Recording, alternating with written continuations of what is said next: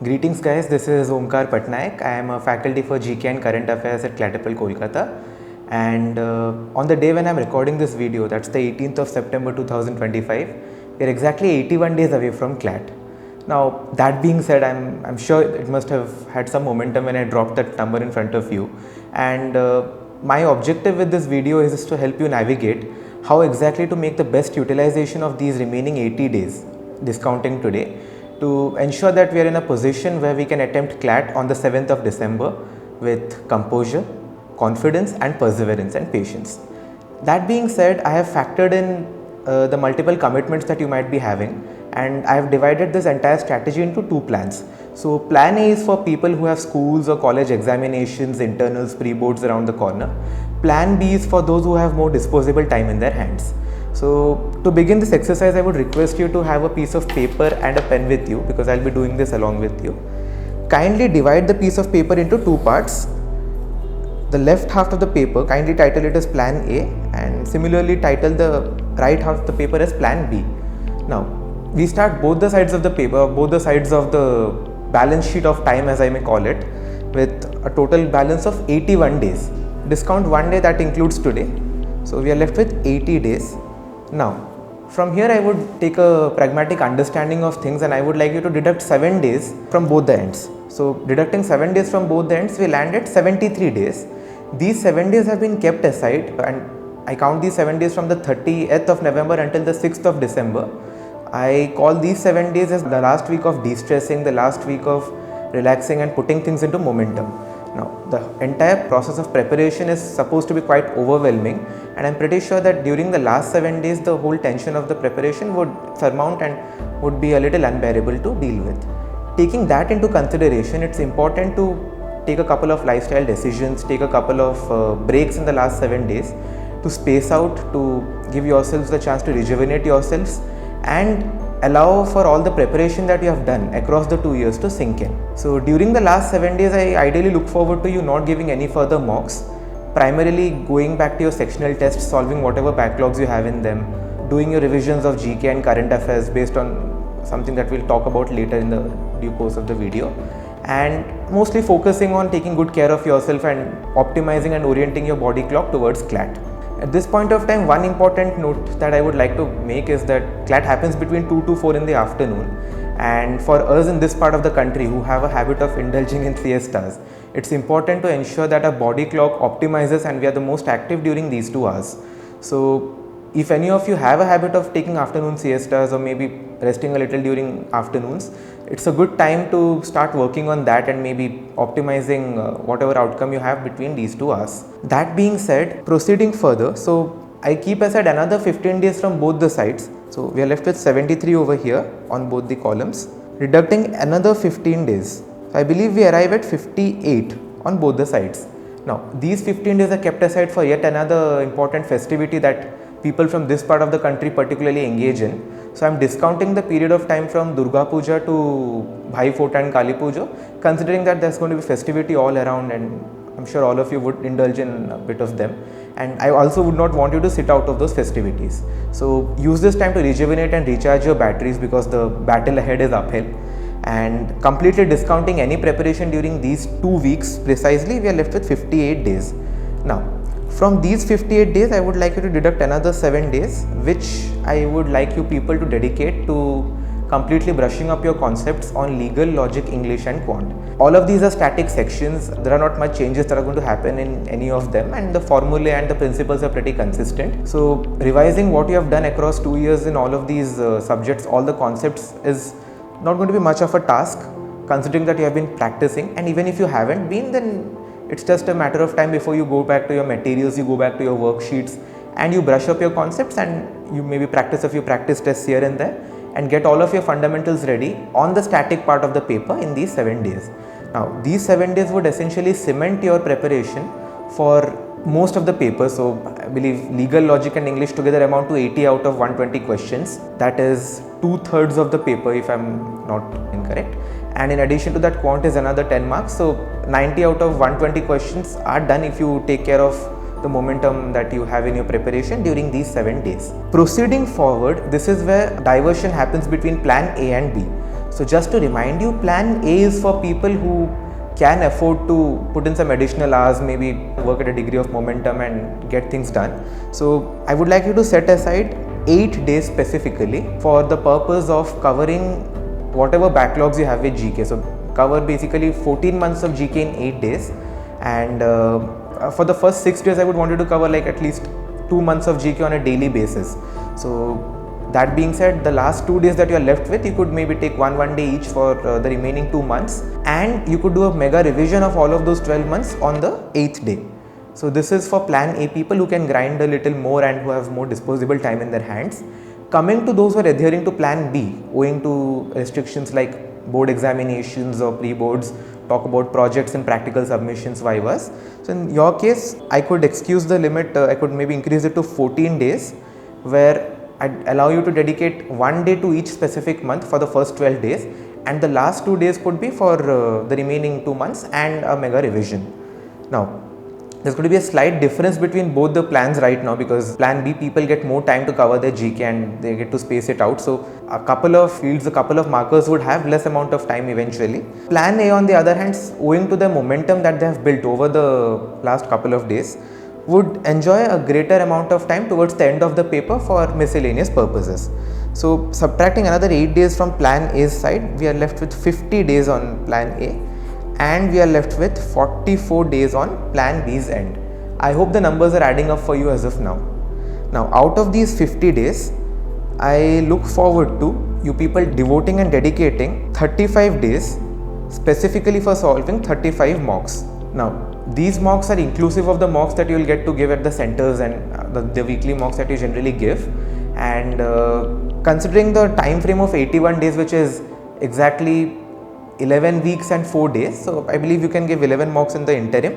Excluding those 11 mocks, you have a target of solving 24 additional mocks, which I believe can be easily supplemented or filled in through solving previous old mocks from CLATapult itself and any other backlogs you might have had, and in addition to that, the previous year papers of CLAT, particularly CLAT 2020 onwards. Furthermore, I believe some supplemental mocks are also provided up to 20 or 30 mocks additionally, so they could also add on to these numbers. 35 is the threshold number of mocks I want you people to solve to have a degree of comfort with the examination atmosphere, and it's preferable that you solve these mocks between 2 to 4. So that cements that entire set of psyche that you need to have while you're writing the paper, and any sense of discomfort, any sense of apprehension that you have while writing a paper in an examination setup during those hours, you get rid of that. Similarly, on the other end with plan B, again, as I told you, if you devote more time to covering 12 months of GK, then there has to be some sort of a shortfall elsewhere. So instead of 35 days, I have reduced it to 30 for you people over here. So I'll need you to solve those same 35 mocks in 30 days.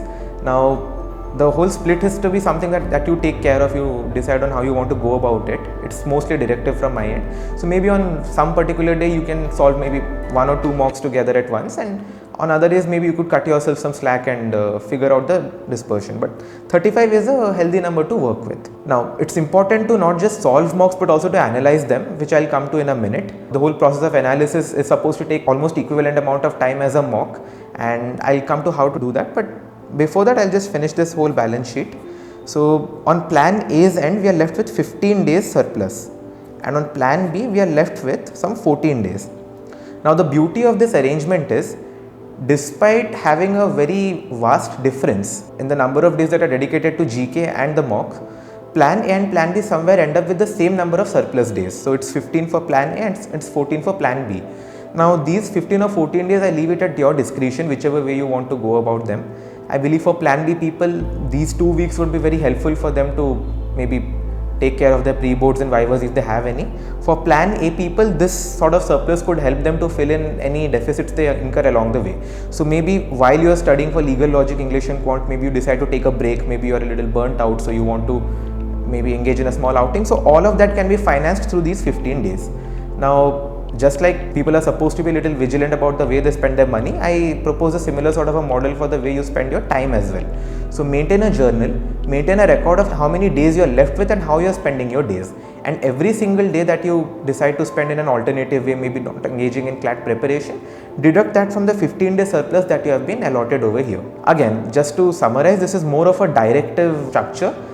what I'm suggesting over here is to optimize the time that you have in your hands. You're free to come up with your own models of preparation, but come up with a structured way of approaching the last 80 days of CLAT, because otherwise doing things randomly would lead you to get fatigued and eventually reduce the outcome that you would otherwise been able to generate.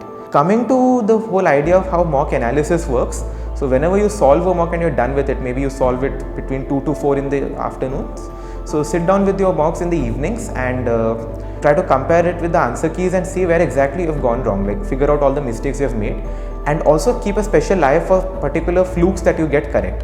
So there are some questions which you get correct by a fluke, and you need to revisit them and see exactly if you had the sense of conceptual clarity while getting them correct. That would ensure that any wrong concepts that you have picked up along the way, any wrong misconceptions that you have, they get taken care of, and you revisit your concepts, clear your fundamentals, and you are less likely to make mistakes in legal, logic, English and quant, which are predictable, which are based on certain static principles, and which are otherwise supposed to be scoring. Proceeding further with how to specifically cover GK in the case of plan A in 8 days and in the case of plan B in 14 days. So for plan A people, again, covering 2 months of GK in a day is going to be intense and tough, but that amount of grind is going to be very rewarding later, as has been illustrated by the balance sheet. So when I talk about 2 months, I again specify that I don't look forward to you covering 2 consecutive months. Pick up 2 months in random and cover current affairs from those months separately. For example, if you are starting with January's current affairs today, then I would want you to preferably cover current affairs from July or August along with January. Now there are 2 benefits of doing this. Firstly, there are a few current affairs which happen on a rolling basis. So for example, if a case is instituted in January, so on a monthly basis there are supposed to be some developments to the case, and suppose it gets disposed of in August. So if you study about that case's inception in January and you directly study about the case's disposal in August, all the developments in the interim get taken care of and summarized in the August edition of the compendium, which talks about the case, and that way you're able to cover the current affairs that are specific to that particular case spanning across months. So you save yourself a lot of time in between, and you can cut down on a few topics here and there. Other than that, when you engage in preparation of current affairs across diverse months, your scope of coverage is much more higher. Now suppose you're proceeding with January and February consecutively.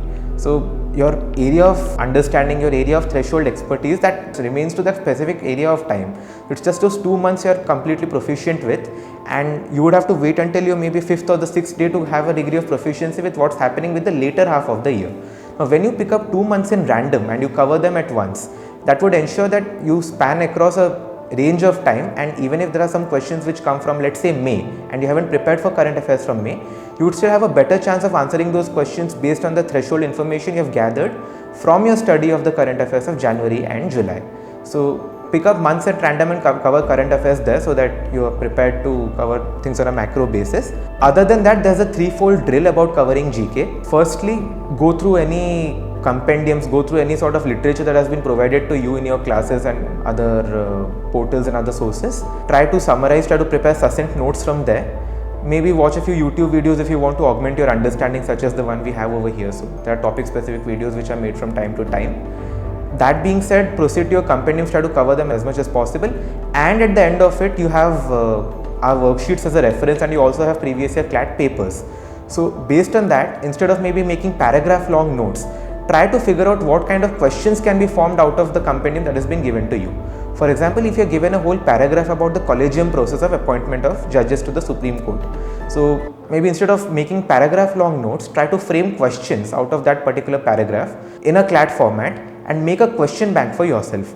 Now, assuming that there are 10 very important topics per month, and assuming that we are operating across a time frame of 12 months to begin with, 14 is a later thing, but let's start with 12 months. So 10 important current affairs across 12 months is 120 current affair topics. Now, assuming that there are 30 questions per topic that you can come up with, so at the end of 12 months you would have a question bank of 3600 questions, which I believe is fairly exhaustive and should give you a good idea about what kind of questions you would have in your eventual paper, and it should give you some amount of context to begin with. Proceeding further, once you are done making this question bank, once you are done solving it maybe once or twice and revising it on a routine basis, during the last 7 days of preparation, which was meant to de-stress and take things with a chill pill, you can revisit these questions, and you can further keep on adding through other less niche topics, or maybe topics which are less likely to come, so that you stride ahead of others who have prepared just the basics. So that is the threefold process that I would recommend you people to go ahead with my subject. Other than that, what I would recommend as a whole is to maintain a sustainable lifestyle. Again, don't pull all-nighters at least the last 2 weeks before CLAT, because I speak from personal experience that is not a very healthy practice and it does have its own side effects. It weighs down on you during the paper. And engaging in this exercise right now, proceeding with some discipline right now would give you a sense of confidence which would be unparalleled on the day of the paper, which would come in very handy when you have other candidates around you, when you sink in the amount of competition that you face. So you would be able to tell yourself that you did your best during the time that you had with yourself, and there's nothing to be worried about. This is all about giving your best, and I hope my inputs are helpful to you.